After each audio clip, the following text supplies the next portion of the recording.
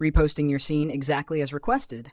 Chapter number 20, part number 9, 10:40 p.m. Monday, March 2nd, 2009.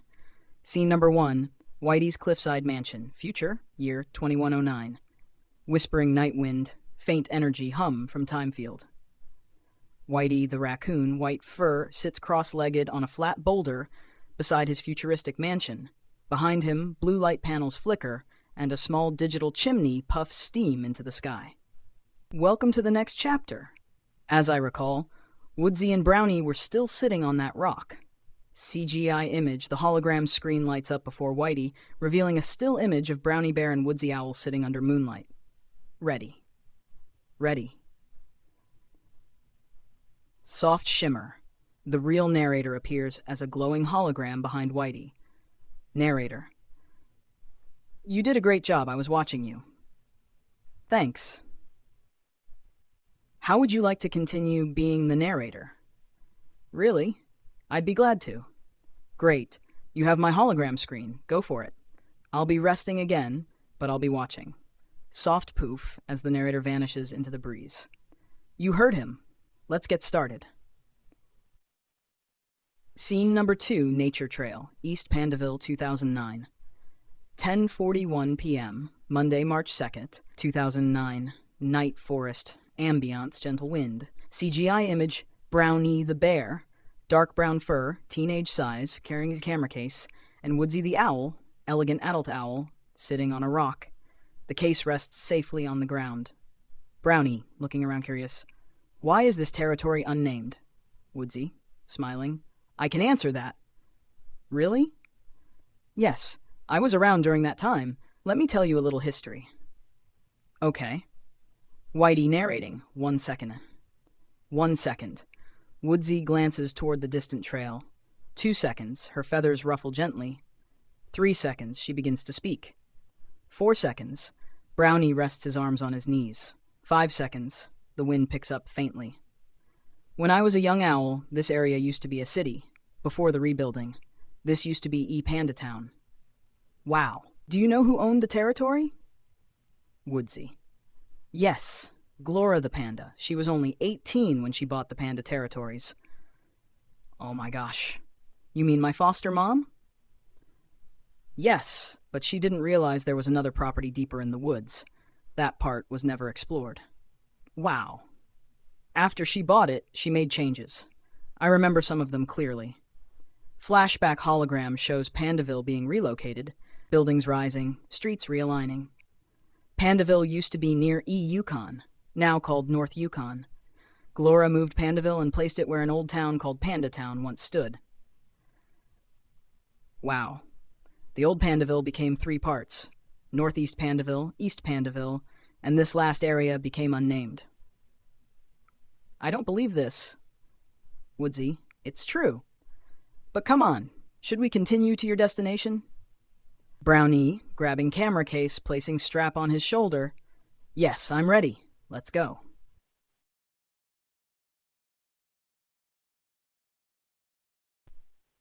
Scene number 3, Pandaville Nature Trail, near Glora's mansion.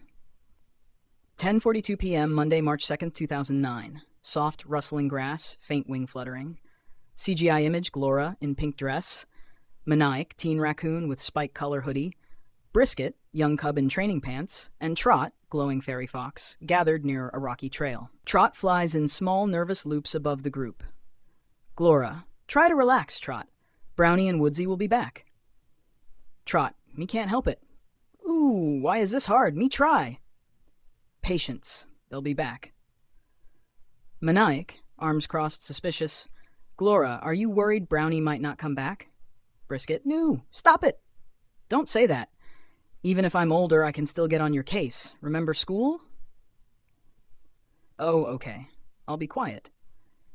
Yep, Glora still has that fire, and Maniac still hasn't grown out of his attitude. Trot, stopping midair. Oh my gosh, me remember something. What is it? Me need to do something. Be back. Magical sparkle as Trot vanishes into the air. Maniac. Oh great, she's gone again. Yep. How are you always so calm? Confidence. When you get to my age, you'll understand. Glora became stronger. I remember Bruno and I raised her. She turned out perfect. As for Maniac, not much has changed. Scene number 4, Abandoned Epandatones. 10:43 p.m., Monday, March 2nd, 2009. Crumbling stone, echoing wind, muffled zipperks. CGI image, 2 spirit creatures sealed inside. One-piece unbreakable rubber mascot suits, a dragon and a pterodactyl, walking cautiously through a broken, misty city. Dragon spirit. This is going to be hard. Pterodactyl spirit. It's only hard for you. Why? I don't want to walk. I hate walking. Oh my gosh. Even when you were alive, you were lazy. What else can I do? They sealed me in this suit. I have to live like a dragon now. You get to fly.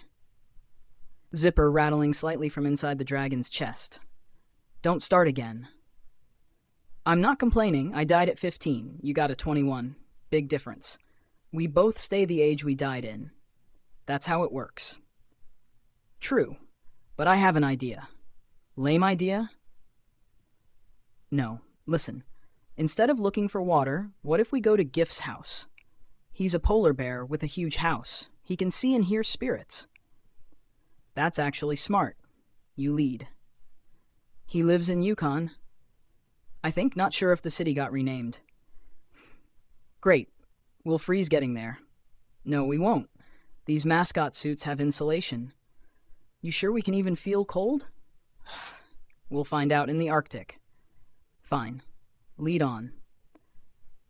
They take forever to figure things out. I hope Gif is home.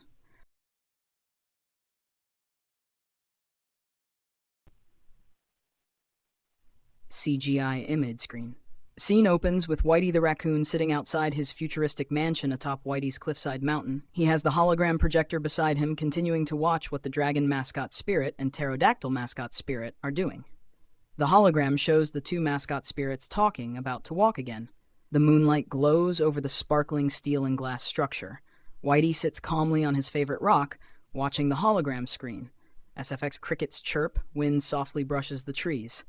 Second of 1. Whitey slowly turns his head to the right, away from the hologram screen, then looks around. Whitey's eyes squint thoughtfully. His paw gently rubs under his chin. Second of 3. You probably heard of Cliffside Mansion Home. Lion Cub, tilting his head. Why is it called Cliffside Mansion?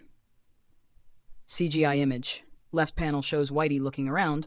Right panel shows the lion cub sitting upright, eyes wide. Whitey, glancing down the mountain slope. Even though the time period is different in Brownie and Friends' time, I live in the future. Me and Bruno, the adult black bear with the light brown tummy, we time-traveled to avoid the hurricane collision and landed here in 2109. But it's still the same date and time, just 100 years ahead. Lion cub. Really? He leans closer.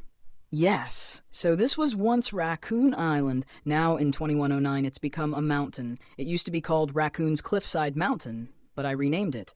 It's Whitey's Cliffside Mountain now. Whoa, that explains everything. I built my mansion further south from my old one, just in case we return to the present. That way we don't collide with our past selves. CGI image. Split view of the futuristic mansion glowing in the night, contrasted with the silhouette of Whitey's old mansion farther north. Okay, let's continue. The 2 mascot spirits began walking again. I wonder for how long. I know about the pterodactyl mascot spirit, but not sure about the dragon mascot spirit. Even though he was sealed inside the one-piece unbreakable rubber mascot suit as a dragon by a Dean Raccoon, his behavior is unpredictable. Even though he's a good mascot spirit helper. On some days he has good days, willing to help others, but he also has bad days, becomes very stubborn, refuses to help, and sometimes becomes lazy. He hates baths. Other mascot spirits sometimes have to force the dragon mascot spirit to bathe, and that makes him upset. That's why you often see him dirty. He hasn't had a proper bath in decades. He also refuses to admit when he's wrong. If he does admit it, the damage might already be done. The only ones who can tolerate him are the pterodactyl mascot spirit, Brownie Bear, and sometimes Bruno the Bear. How they tolerate him? I'm not sure. Some mortal animals do ask Dragon Mascot Spirit for help, but whether he helps depends entirely on his mood. When he's in a bad mood, the other mascot spirits monitor him from a distance to keep him in check. How? Again, I'm guessing it's spiritual abilities or magic power. This part, I don't understand. However, he does have a hobby. He loves reading and collecting comic books. On some days, you'll see him under a tree, reading, with a pile of comics beside him. Brownie Bear, he's a nice dark brown teenage bear, is the one who leaves or gives him comic books. Sometimes Manaic, the teenage gray and white raccoon with the spiked collar, also gives him comic books, if they're in the same area. He usually wears a black jacket or dark hoodie. If not in the same location, Manaic goes to Brownie's house. If Brownie is home, he hands the comics over nicely stacked. If not, he leaves them neatly on the porch. Later, when Brownie gets home, he unlocks the door, drops off his keys, grabs a crate or box, and brings the comics inside. He keeps what he wants, and puts the rest in the crate for the Dragon Mascot Spirit. Since the Dragon Mascot Spirit passes by Brownie's house often, he'll either pick them up from the crate or knock on the door. Sometimes he takes the whole crate, empties it where he hangs out, and returns it to Brownie, either in person or by leaving it on the porch. But Brownie is the main supplier. Both Brownie and my son Manaic have spiritual abilities. Both of them went through near-death experiences, for different reasons. Makes me wonder. Did Brownie make an agreement to tolerate the Dragon Mascot Spirit? Or did the Dragon Mascot Spirit make the agreement with Brownie? Or did both agree? This is also why Bruno the bear doesn't summon him often, even though he's technically Bruno's helper. Because Bruno never knows what kind of mood the Dragon Mascot Spirit will be in. And if things get out of hand, Bruno's not sure how to deal with him. That's why Bruno has Dinorex, the friendly T-Rex. Dinorex has his own spirit helper, the Pterodactyl Mascot Spirit. The Pterodactyl can help Bruno, but only if Dinorex follows instructions carefully. Whitey, we can go back to them later and check back, but now we will shift to the next scene. Scene shift. Bruno's futuristic island mansion, Valley Island location. Future Valley Island, South Dockside, 1045 image, widescreen, Dinorex outside Bruno's glowing mansion. Futuristic trees, glimmering boat port in the background. Dinorex, roaring softly. Roar. This is taking forever. The longer they take, the deeper Bruno sinks into depression. His voice trembles with frustration. Second one.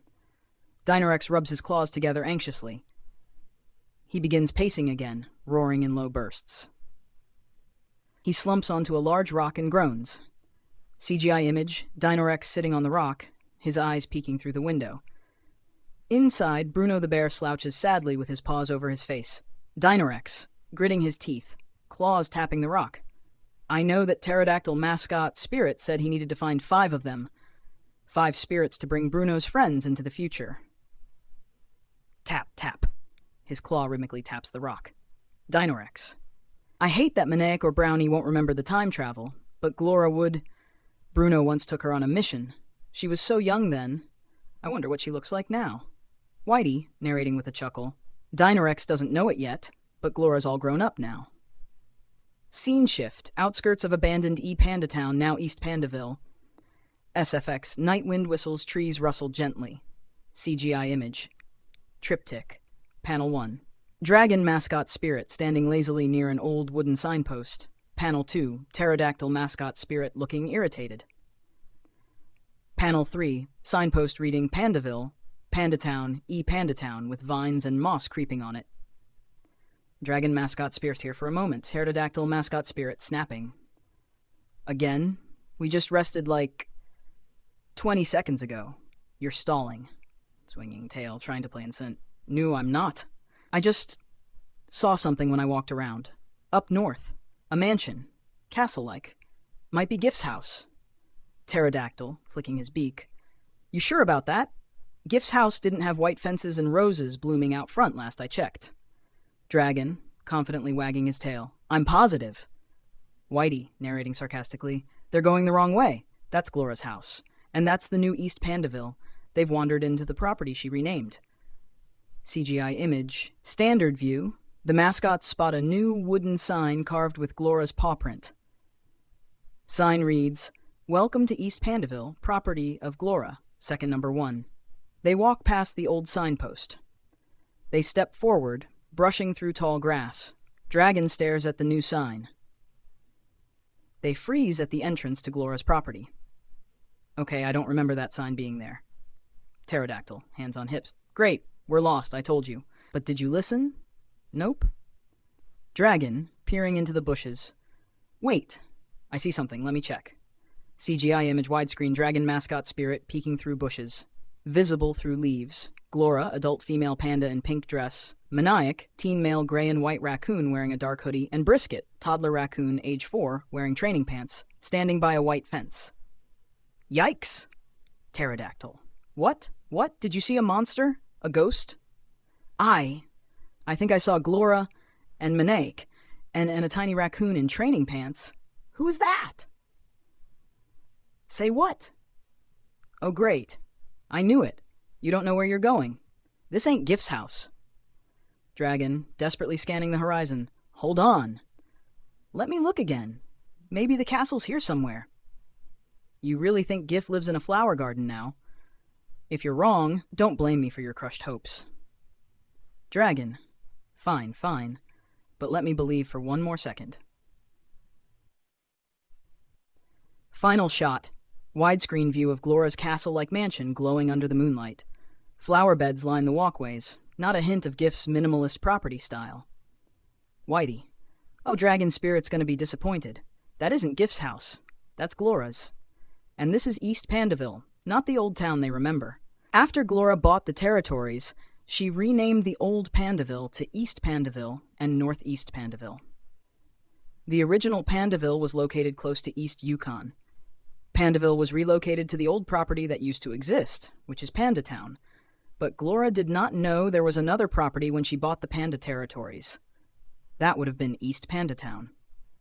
This property remains abandoned, forgotten, and in ruins as of today.